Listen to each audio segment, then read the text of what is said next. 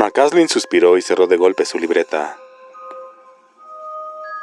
Bueno, Jimmy, dudo que saquemos mucho en limpio de todo esto, a no ser que el chiflado sea otra vez alguien del aserradero. Si es que hubo algún chiflado. Jimmy arqueó las cejas. Ustedes me están mintiendo, dijo McCaslin. Yo lo sé, lo saben los agentes y hasta es probable que lo sepa también el viejo Moe. No sé cuánto me mienten, si mucho o poco, pero no puedo demostrar que mienten mientras los dos sigan contando la misma historia.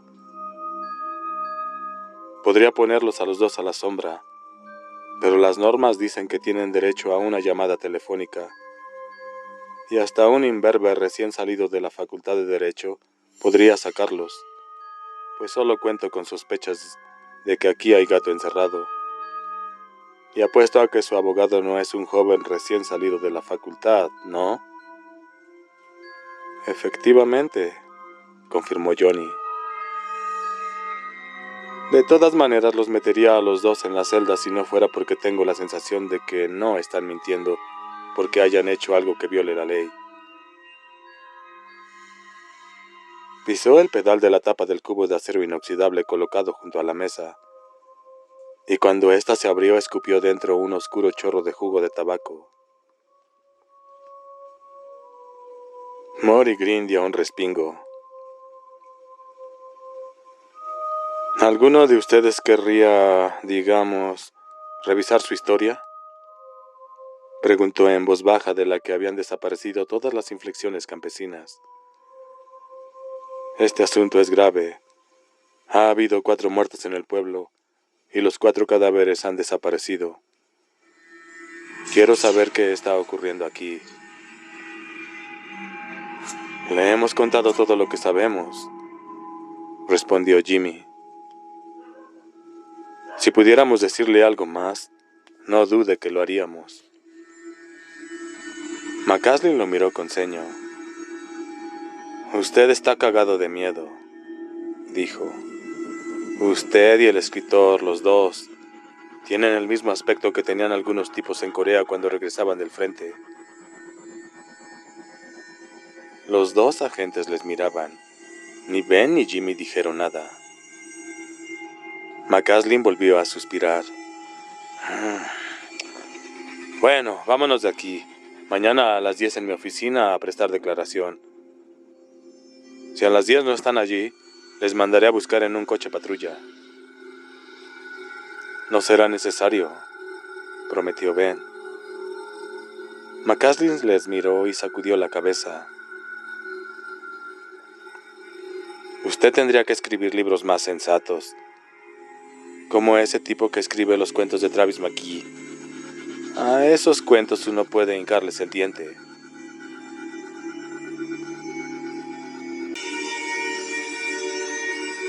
«13». Ben se levantó de la mesa, enjuagó la taza de café en el fregadero y se quedó mirando por la ventana la negrura de la noche. ¿Qué se ocultaba allí? ¿Marjorie Glick reunida finalmente con su hijo? ¿Mike Ryerson? ¿Floyd Tibbets? ¿Carl Foreman? Se apartó de la ventana y subió a su cuarto. Durante el resto de la noche durmió con la luz encendida sobre el escritorio y dejó sobre la mesita, al alcance de la mano, la cruz que había derrotado a la señora Glick. Su último pensamiento antes de que le ganara el sueño fue para Susan, preguntándose si estaría bien y a salvo.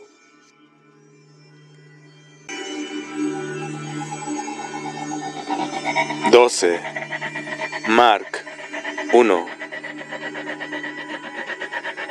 Cuando oyó por primera vez a un distante un crujido de ramitas, se deslizó tras el tronco de un enorme abeto que se quedó expectante y se quedó expectante.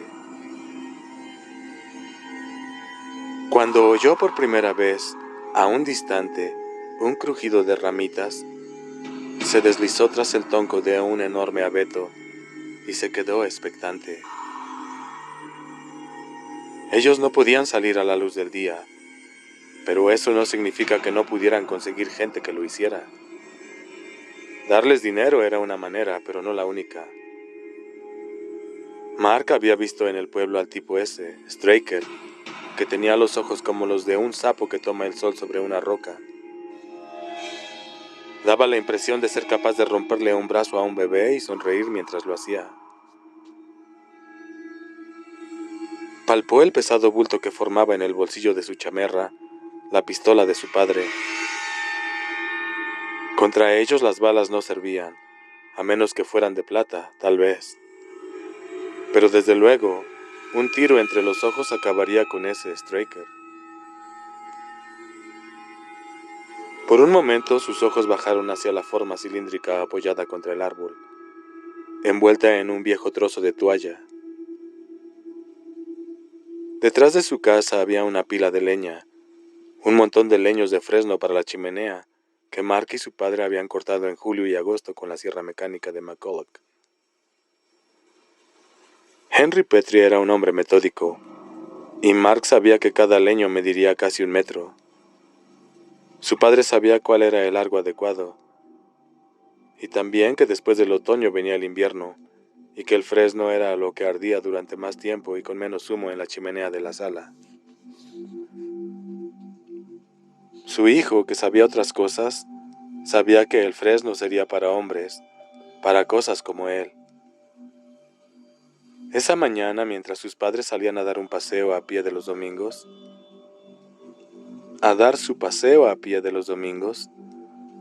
Mark había sacado una de las estacas y con su pequeña hacha de Boy Scout le había afilado un extremo. Era un poco burdo, pero serviría. Vio un destello de color y volvió a encogerse contra el árbol, atisbando con un ojo por encima de la áspera corteza. Un momento después distinguió quién era la persona que trepaba por la colina. Era una muchacha. Le invadió una sensación de alivio mezclada con desilusión. No era ningún secuaz del diablo, sino la hija del señor Norton. De nuevo aguzó la vista. Ella también llevaba un palo. A medida que Susan se acercaba, le dieron ganas de reírse amargamente. Llevaba una estaca de cerca para la nieve. Con 2 golpes de martillo se partiría en 2. La muchacha iba a pasar a la derecha del árbol que le servía de escondite. Mientras se aproximaba, Mark empezó a deslizarse alrededor del tronco, hacia la izquierda, evitando pisar cualquier ramita que pudiera crujir y denunciar su presencia. Finalmente, tras una cuidadosa sincronización, terminó la operación. Susan le daba la espalda al seguir subiendo por la colina, hacia donde terminaban los árboles. Andaba con cuidado, observó Mark. Eso estaba bien. Pese a la inservible estaca que llevaba, parecía tener cierta idea de dónde se estaba metiendo. Así y todo, si seguía avanzando demasiado podía encontrarse en dificultades. Straker estaba en casa. Mark estaba allí desde las 12:30 y había visto que Straker se asomaba al camino de entrada para mirar la carretera y después volvía a entrar en la casa. Mark había estado tratando de tomar una decisión cuando la aparición de la muchacha vino a interrumpirlo. Tal vez lo hiciera bien. Se había detenido detrás de una mata de arbustos y estaba allí en cuclillas, mirando hacia la casa. Mark hizo un examen mental. Era obvio que ella lo sabía. Concluyó que lo mejor sería advertirle que Straker no había salido y que estaba alerta. Probablemente no iría armado, ni siquiera con un arma pequeña como la de él. Mientras cavilaba cómo hacer que advirtiera su presencia sin que se asustara y gritara, oyó el ruido del coche de Straker.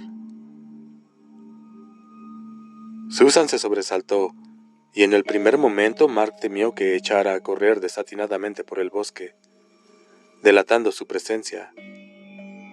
Pero la chica volvió a agazaparse pegándose al suelo. Aunque sea estúpida, tiene agallas, pensó Mark con aprobación. El automóvil de Straker retrocedió por el camino de entrada. Desde donde estaba, Susan debía de verlo mejor que él, que solo podía distinguir el techo negro del Packard. Vaciló por un instante y después tomó por la carretera en dirección al pueblo. Mark decidió que debían trabajar en equipo. Cualquier cosa sería mejor que entrar solo en esa casa. Él ya había percibido la atmósfera ponzoñosa que la rodeaba. La había advertido desde casi 1 kilómetro de distancia, y a medida que uno se aproximaba se hacía más densa. Corrió rápidamente por la pendiente tapizada de hojas, hasta apoyarle la mano en el hombro. Sintió que el cuerpo de ella se tensaba e intuyó que iba a gritar. «No grites», le advirtió. «No hay peligro, soy yo». Susan no gritó, pero dejó escapar un suspiro aterrorizado. Con el semblante pálido se volvió para mirarle. «¿Quién eres tú?». El muchacho se sentó junto a ella. «Me llamo Mark Petrie, y te conozco. Tú eres Sue Norton. Mi padre conoce al tuyo». «¿Petrie? ¿Henry Petrie?» «Sí, es mi padre». «¿Qué estás haciendo tú aquí?». Sus ojos lo recorrían como si Susan todavía no pudiera convencerse de que él era real. «Lo mismo que tú, solo que esa estaca no te servirá. Es demasiado...». Recurrió a una palabra que había buscado en el diccionario y cuya definición sabía, pero que nunca había usado. «Demasiado endeble». Susan miró la estaca que tenía en la mano y enrojeció. «Ah, esto. Bueno, es que la encontré en el bosque y pensé que alguien podía tropezar con ella, así que...». El chico la interrumpió con impaciencia. «Has venido a matar al vampiro, ¿no?».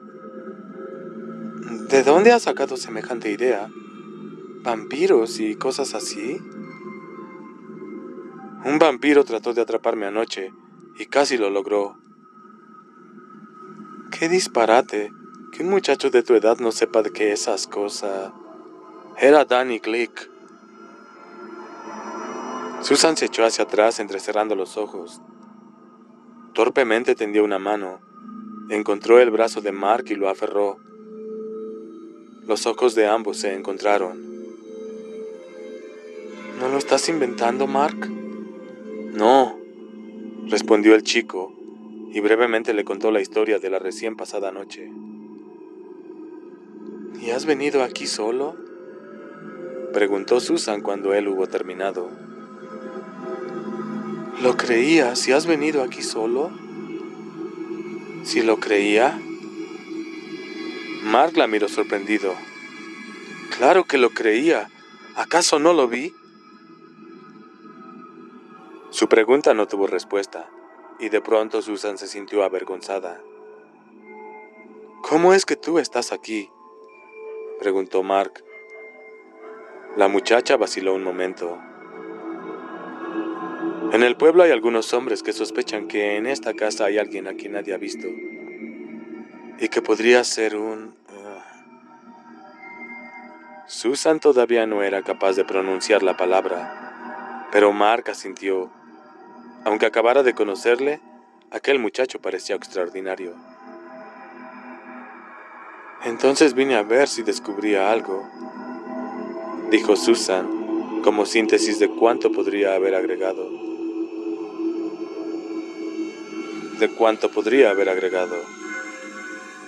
Con un gesto, Mark señaló la estaca. «¿Y has traído esto para atravesarlo?». «No sé si sería capaz de hacerlo». «Yo sí», afirmó el chico. Después de lo que vi anoche, Danny estaba al otro lado de mi ventana, suspendido como una mosca enorme, y sus dientes. Con un gesto apartó la pesadilla. ¿Saben tus padres que estás aquí?, preguntó Susan, segura de que no lo sabían. No, admitió él. El domingo es el día que dedican a la naturaleza. Por la mañana salen a caminar y a estudiar los pájaros, y por la tarde hacen alguna otra cosa. A veces los acompaño y otras no. Hoy han ido a recorrer la costa en coche. Eres valiente, se admiró ella. No lo creas. La compostura de Max no se alteró ante el elogio, pero voy a librarme de él. Levantó los ojos hacia la casa. ¿Estás seguro? Claro que sí, y tú también. ¿Acaso no sientes lo malvado que es? ¿Esa casa no te da miedo con solo mirarla? Sí, admitió Susan.